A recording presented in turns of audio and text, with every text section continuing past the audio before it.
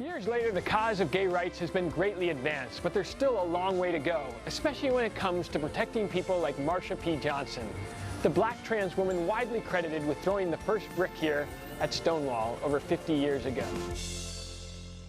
In so many ways, the confluence of this Black Lives Matter moment and Pride is actually taking Pride back to its roots.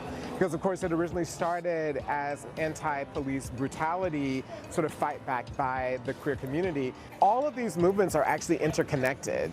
We know that Bayard Rustin, who organized the March on Washington, himself was a black gay man. Protest is essential. We wouldn't have had gay marriage, we wouldn't have had a gay rights movement without Stonewall and 3 nights of real rioting in New York. And this bar was targeted because cops thought that it was an easier target given the fact that many of the patrons and the people that were here were black and brown, were people of color. And they thought it was an easier target than other white bars.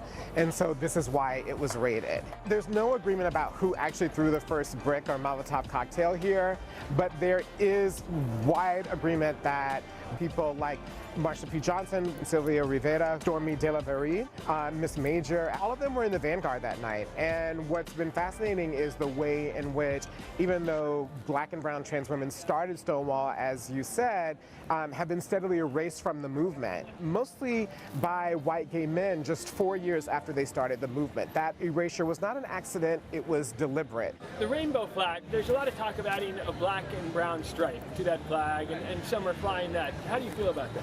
Adding those colors back to the flag actually is symbolizing re-including people who were excluded and left out. The violence against black trans women, who are the most marginalized of the marginalized, is to such an extreme degree that the American Medical Association has declared it to be an epidemic. In a Black Lives Matter moment in the city and region where it started in Minneapolis, St. Paul, Iana Dior, a black trans woman, who, with those very same people who are calling for people to say that Black Lives Matter and that their lives matter as black men, set upon this black trans woman, cornered her, and savagely beat her. We need to center black trans women's lives through policies, through institutional changes, through visibility, in order to close the gap and to make sure that we have a truly inclusive society for everybody.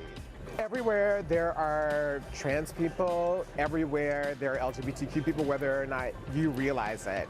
And so if you want to help, if you want to be an ally, first find out those places and organizations that are in your state. The second thing that you can do is something that everyone can do, which is to create welcoming environments wherever you are. There's something that everyone can do, and it's right in front of you.